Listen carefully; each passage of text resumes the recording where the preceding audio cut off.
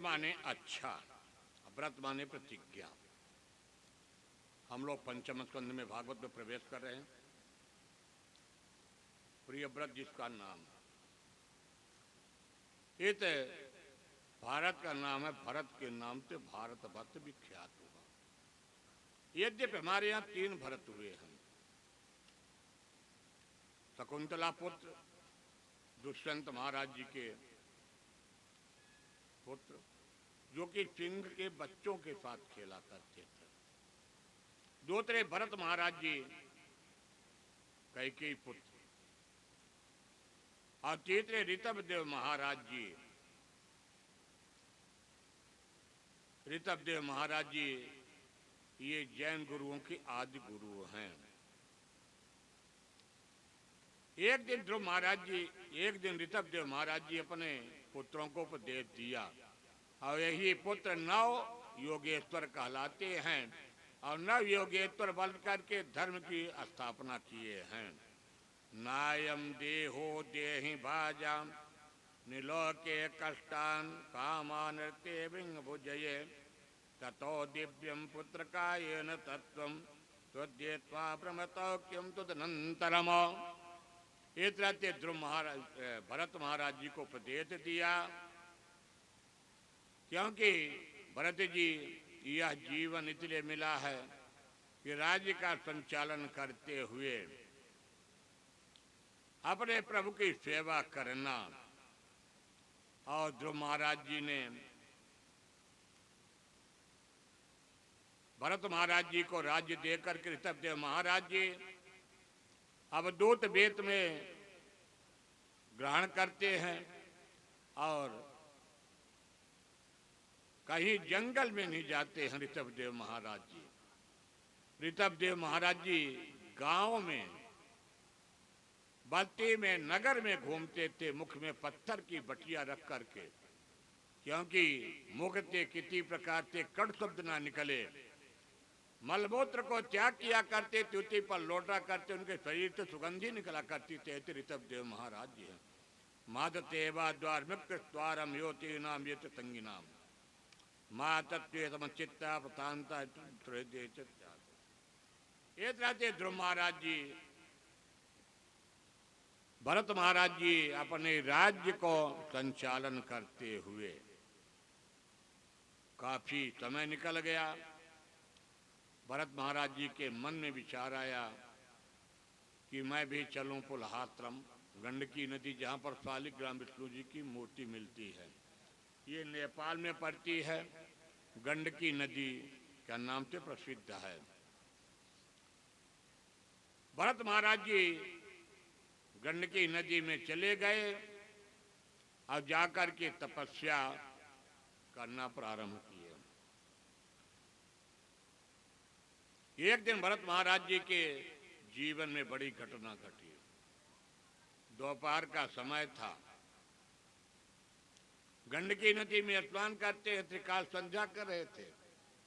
एक हरिणी गर्भवती थी, सिंह का गर्जन हुआ और जैसे नदी में छलांग लगाते उसका गर्भ गिर जाता, और वह बहते बहते धीरे धीरे भरत महाराज जी के पास वह मृग शावक बच्चा पहुंच गया।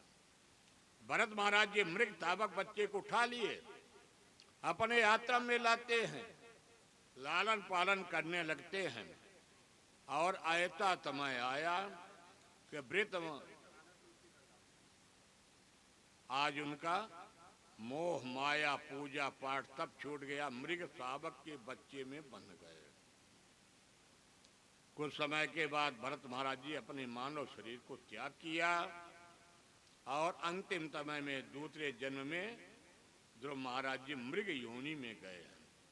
पर ध्रुव महाराज जी को पूरा याद है, कुछ समय तक ध्रुव महाराज जी मृग योनि में वास किया और अपने शरीर को त्याग दिया।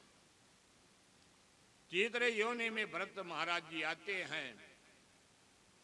आंग्रत गोत्र में ब्राह्मण के कुल में आए थे।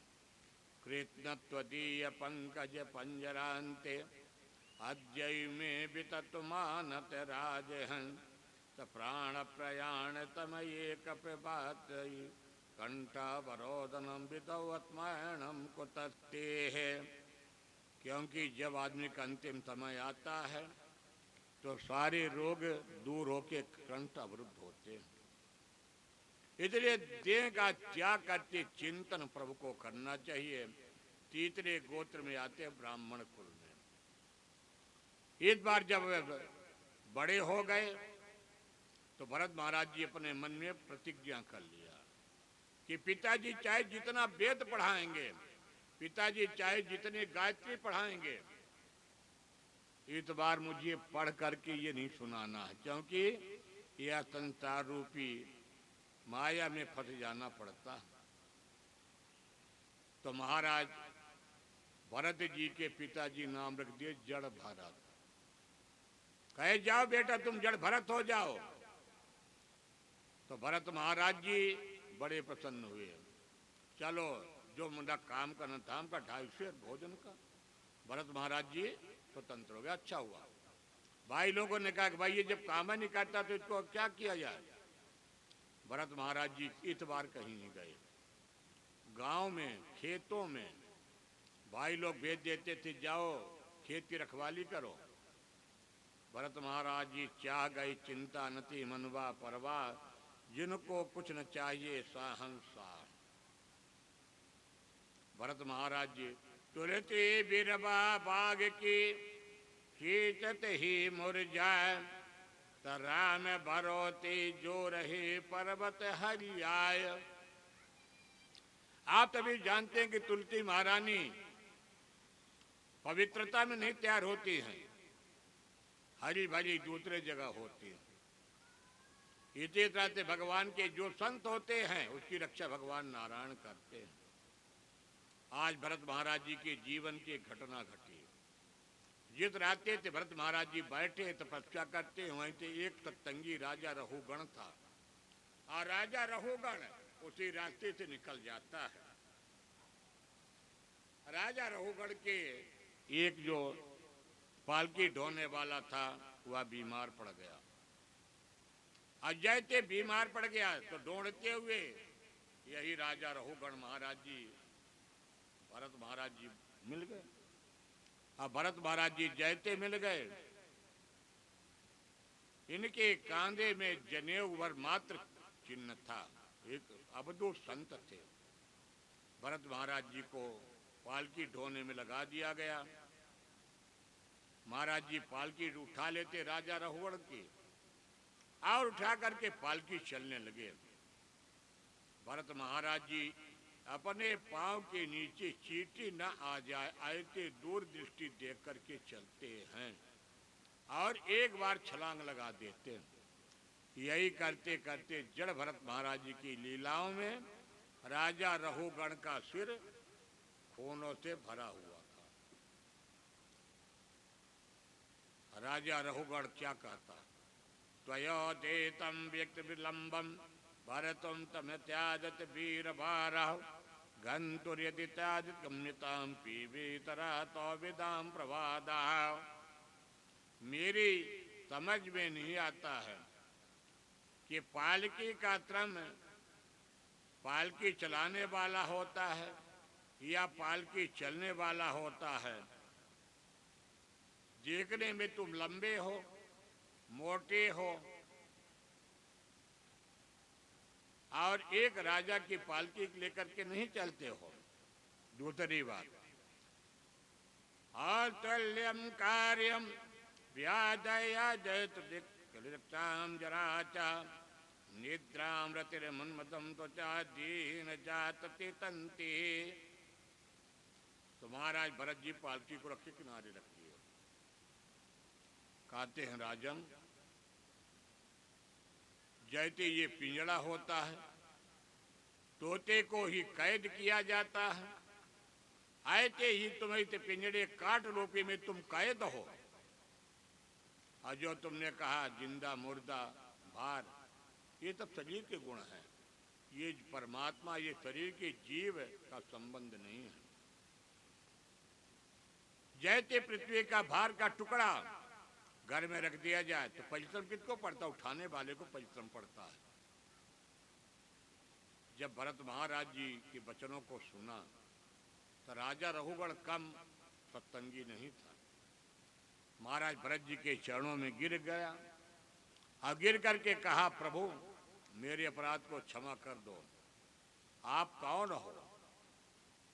अब भरत महाराज जी राजा रघुगण को उपदेश दिया, कहा राजन जैसे बटलोई में रखिए जल, तो बटलोई का जल का संबंध किससे होता, अग्नि से होता। जब आप चूल्हे में अग्नि प्रज्वलित करेंगे या गैस सिलेंडर में अग्नि प्रज्वलित करेंगे, उसमें पात्र रखेंगे।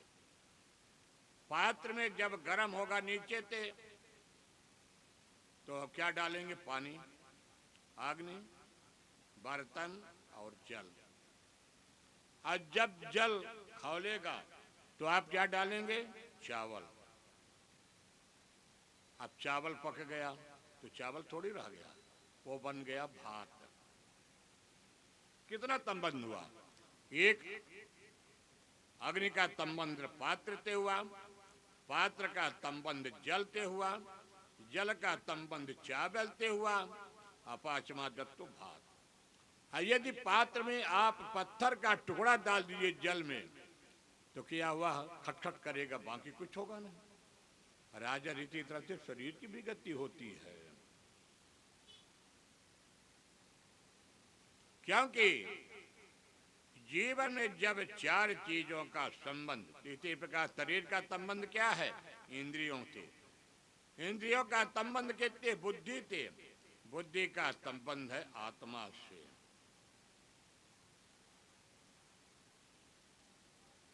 ये तरह से मिलाकर के शरीर बना। और जब यह शरीर बना तो सुखदेव जी कहते हैं, राजन परीक्षित, आज जैसे अभिमानी राजा रघुगण भरत महाराज जी कहा कि मैं मुंह नहीं खोलता हूं, तो ऐसे अभिमानी पृथ्वी पर घूमने वाले राजा संतों का अपमान करेंगे। रहो गणई तपता नयात चेजा निर्वाण ज्ञाद्वा सक्ता नैव जगनारि मातपादोपवितेतना।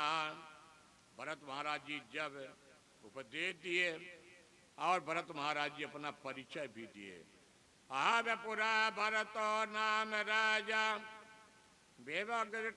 बंदा आराधनम भगवती मानो मृगा भव मृग तंग तारता।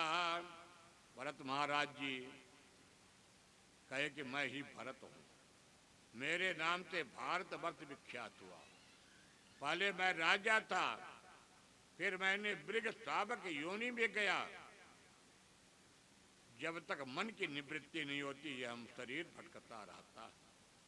और मैं तीसरे कुल में, ब्राह्मण कुल में मैंने जन्म लिया। सुखदेव जी कहते हैं, इस प्रकार से भरत जी के आज राजा रघुगण को ज्ञान प्राप्त हुआ और राजा रघुगण उसी समय अपने अभिमान को त्याग करके सत्संग में लग जाता। सुखदेव जी कहते, राजा परीक्षित को नरकों का भी वर्णन सुनाया है। अहो अमिताम किमकारितो वनम प्रतन्नेताम रीताम त्वया हरे यैर जन्म लब्ध निप भारत गिरे मुकुंद तय बोत्युम चित्रियाना। यह भारत भूमि बड़ी पवित्र भूमि है और यह भारत भूमि में देवता लोग चर्चा करते हैं, एक बार मुझे मानव शरीर मिल जाए और मानव शरीर मिल करके मैं यहाँ पर आकर के सत्संग करूं, भगवान की कथा सुनूं, क्योंकि यह भारत भूमि सत्संग का जमीन है। यह भूमि कर्म प्रधान है, कर्म प्रधान वितरति राखा जो जत करें तो तत्फल चाखा। तो जब कर्म की परिभाषा सुनाते हैं तो राजा परीक्षित जी नरकों को वर्णन सुनाते। महामुनि सुखदेव जी 28 प्रकार के नरक बताए जाते हैं। ये दक्षिण दिशा में पड़ता है, 99,000 योजन की ऊंचाई पर 28 प्रकार के नरकों का वर्णन शास्त्रों में मिलता है। जो जैसे अपनी करनी को करता है उसके फल को भोगना पड़ता है। तामृत, अंध तामृत, रौरव, महारौरव, कुंभीपाक, काल सोच, असित्र बन, ये नरक है।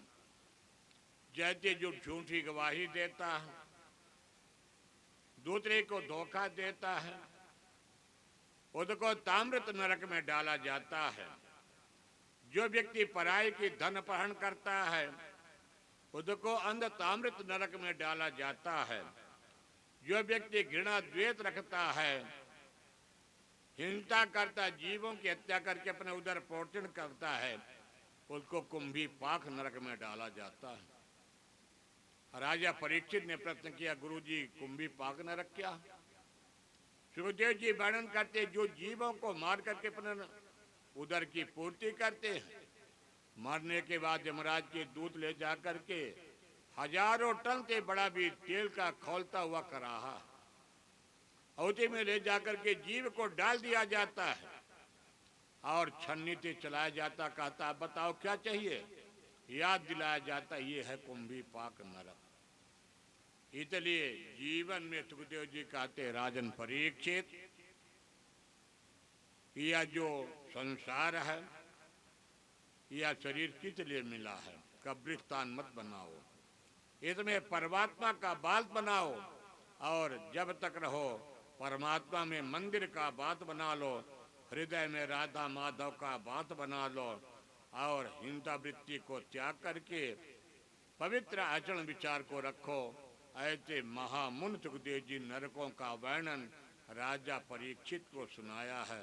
बोलो वृंदावन बिहारी लाल की जय। आप लोगों को एक अध्याय कथा और सुना दूं। कल बढ़िया सुंदर सायंकालीन कृष्ण जन्मोत्सव बनाना है। एक अजामिल ब्राह्मण की कथा एक अध्याय सुनाने के बाद फिर भगवान के, तब तक हमारे आचार्य जी तैयारी कर रहे हैं। परीक्षित जी ने प्रश्न किया, हर व्यक्ति से पाप होता है, जान में, अनजान में, धोखे में, भोजन बनाने में, किसी भी प्रकार से छोटा मोटा पाप होता है। इन पापों को कैसे दूर किया जाए? यद्यपि भगवान इन पापों को दूर करने का पक्का साधन तो बताया, भगवान का कीर्तन, क्योंकि हमारी मातृ शक्तियों को भगवान ने प्राथमिकता दिया। आप अपने हाथ से काम तो करते हैं, गृहस्थाश्रम की माताएं, पर माताओं का मन खाली रहता है। हाथ चलाते जाओ, भोजन सब्जी बनाते जाओ, पर मन में राधा माधव को बसाते जाओ। दूसरी बात, भगवान सुखदेव जी कहते, राजन परीक्षित, गृहस्थाश्रम का सबसे बड़ी गौ को ग्रास देना। अपने घर में जो भी बना है भोजन प्रसादी, उसके पूर्व थोड़ा सा जो भी घर में है तो गाय के लिए अवश्य देना चाहिए। उससे दो फायदा होता है। प्रभु की महाप्रसादी, वो भोजन नहीं रहा, प्रसादी बन जाती है। तीसरी बात, यदि घर में व्यवस्था बैठ जाए तो घी शक्कर मिलाकर के हवन कर दीजिए, 4 आहुति चावल मिला के। पर एक बात आप लोग ध्यान रखिए, 6 जून को एकादशी आ रही है, तभी माताएं जानती हैं। प्रयास ये करिए कि हर एकादशी को चावल ना बने तो अधिक उत्तम है। ये थोड़ा सा प्रयास है, यदि नहीं है तो फिर पर प्रयास शास्त्रों का वर्णन। इसी में एक अजामिल ब्राह्मण की कथा मैं आपको सुना रहा हूं। एक अजामिल ब्राह्मण है, कर्मणा कर्मनियारो यातिक मृत्यते अवेदित प्रायश्चित विमर दर्शनम। अब कितना भी बड़ा प्रायश्चित हो, पर कलयुग में सुखदेव भगवान वर्णन करते हैं, राजन कीर्तन से बढ़कर के दूसरा कोचित। कीचित केवल या भक्त्या वासुदेव पारायणम अगम ध्रुवंत कार्ते निहार बात करा। यानी भगवान के भजन से भवसागर के सारे पाप दूर हो जाते हैं। इसी में एक उदाहरण बताया गया। एक अजामिल का ब्राह्मण था। अजामिल ब्राह्मण बड़ा सत्कर्मी ब्राह्मण था। गृहस्थाश्रम में उसके पास माता पिता प्रथम पत्नी थी, सब कुछ भरा हुआ परिवार था। एक दिन अजामिल ब्राह्मण जंगल में लकड़ी लेने के लिए गया संध्या हवन के लिए।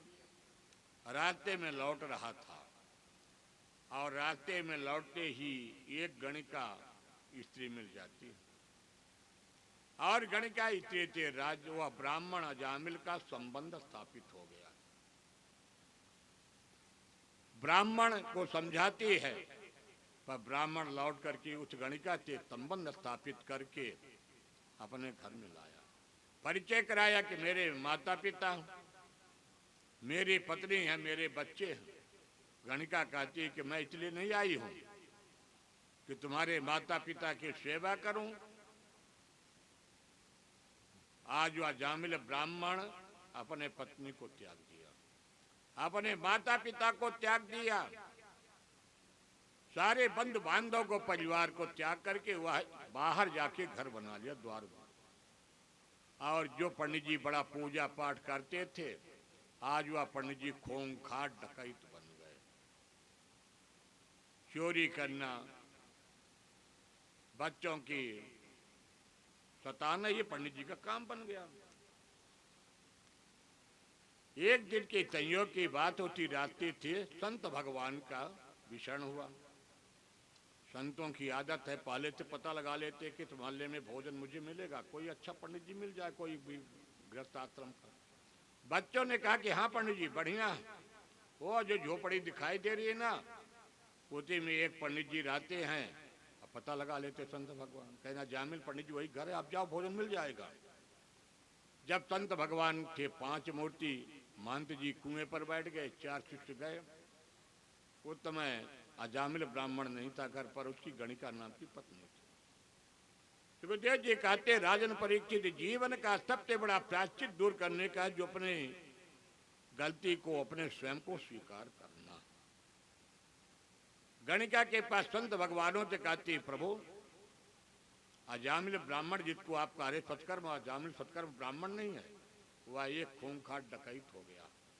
मैं उसकी दूसरी पत्नी हूं, मैं गणिका हूं, मैं ठाकुर जी की भोग लगा करके संत भगवान को भोजन नहीं करा सकती, पर मैं एक काम कर सकती हूं, आपको मैं सूखे आइटम दे दूं और आप कुएं पर जाकर के सुंदर भोजन इत्यादि बना करके और भोजन पा लीजिए। गणिका ने अपने स्वीकार किया अपराध को। संत भगवान के पास आए, बताए। गुरु जी ने कहा चलो भोजन बनाओ। गुरु जी ने भोजन बनाया। संतों ने, गुरु जी महंत जी पूजा पाठ करके खाली हो गए। खाली होने के बाद गुरु जी को जब थाल आई तो भोग तो ठाकुर जी को लगा दिए, पर गुरु जी भोजन नहीं किए। उनके मन में विचार आया, यदि अजामिल ब्राह्मण का मैंने उद्धार नहीं किया और इसके अन्न जल को मैं ग्रहण कर लिया, तो मेरे भी मन में यह बुद्धि का विकार उत्पन्न हो जाएगा। संतों को थाली दे दिया, संतों लोग भोजन किए। रात्रि भर सारे घटनाओं को गुरु जी ने देखा, संत भगवान ने देखा। आज जब सवेरा हुआ तो गुरु जी जाकर के कहते हैं कि भाई बुलाओ, भोजन के बाद दक्षिणा। अजामिल ब्राह्मण के पास संदेशा गया। सुखदेव जी कहते राजन परीक्षित, हमारे यहाँ सबसे प्रथम दक्षिणा में भी मातृशक्ति का अधिकार है। मैं अपने से नहीं कह रहा हूं, भागवत वही बता रहा हूं। ब्राह्मण देव से कहा कि भाई दक्षिणा, तो ब्राह्मण देव ने कहा कि पंडित जी, महात्मा जी, मैंने भी इतना बचा दिया कि आपको दंड कमंडल नहीं लिया, दक्षिणा की बात करते हो। गणिका कहती हो पंडित जी शांत बनिए, आप महात्मा जी हमसे बात कर रहे हैं, आपसे नहीं बात कर रहे हैं। संत भगवान ने बेटी तत्व का संबोधन किया, कहा कि मैं आपसे दक्षिणा उचित मांगूंगा। कहते ठीक। दक्षिणा में क्या मांगते हैं गुरु जी? कि जो आपके कोख में 9वां बालक पल रहा है, इसका नाम नारायण रख देना, मेरी दक्षिणा पूर्ण हो गया। अरे गुरु जी बहुत अच्छी बात है, ये तो बड़ी सस्ता दक्षिणा, खाने के लिए सस्ता है दक्षिणा। आज संत भगवान ने सत्संग किया, वह गणिका ने अपने अपराध को स्वीकार किया कि मैं गणिका हूं, मेरा हाथ पवित्र नहीं, मन पवित्र नहीं है, तो मैं ठाकुर जी को अपने जीवन का अपराध को स्वीकार किया। आज संत भगवान ने उत गणिका के 9वें पुत्र का नारायण नाम रख करके प्रस्थान कर लिया। समय आया, समय आने के बाद 9वां बालक हुआ। अब पंडित जी के नामकरण संस्कार बालक के गर्भावस्था में हो गया। धीरे धीरे पंडित जी की अवस्थाएं ढलते ढलते ढलते 80 वर्ष के पंडित जी हो गए। सारी चोरी चमारी बंद हो गई। भगवान जय कृष्ण। अंतिम समय में पंडित जी आज आंगन में खड़े हैं, और आंगन में पड़े पड़े होते समय महाराज के दूत रत्ती का फंदा लेकर के और सिरहाने में आ जाते हैं। और जैसे सिरहाने में आए तो यद्यप बात तो सत्य है, अजामिल ब्राह्मण अपने लड़के को बुलाया है। नारायण शब्द अपने लड़के को ही पुकारा, इसमें कोई दो राय नहीं। पर देखिए विशेषताएं सुखदेव जी कहते हैं, राजन परीक्षित, जब आदमी की अंतिम समय आता है, इस हृदय से करुणा रूपी वाचाल निकलती है। धरवीत पद्म पलाक्षा पीत कौतीय बादता किरीटिना कुंडलिनो लतत पुत कर मालिना। 3 बार आवाज दिया, नारायण नारायण नारायण। आज हमारे प्रभु के नारायण के साक्षात पार्षद आ गए। अब देखिए विशेषता, नेत्रों के सामने भगवान के पार्षद खड़े हैं। मृत्यु पीठ है। जीवन में 2 चीज सत्य है, जन्म और मृत्यु। मृत्यु पीठ में रहती, मृत्यु दिखाई नहीं देती। यमराज के दूत पीछे खड़े रत्ती का फंदा लेके, तो नेत्रों से दर्शन हो रहा किसका? भगवान के पार्षदों का। बीच में जीव पड़ा। देखिए सुखदेव जी कहते, परीक्षित, आगे भगवान नारायण के पार्षद, बीच में जीव। तो जीव का संबंध किससे जुड़ गया? भगवान का। अब पीछे महाराज के दूत खड़े हैं तो कोई संबंध नहीं है। अब भिड़ गए कौन कौन? यमराज के दूत, भगवान नारायण के दूत। तब वेद प्रणीत धर्म या धर्म पर्या तबेदो नारायण साक्षात मृतिचातुत्रम।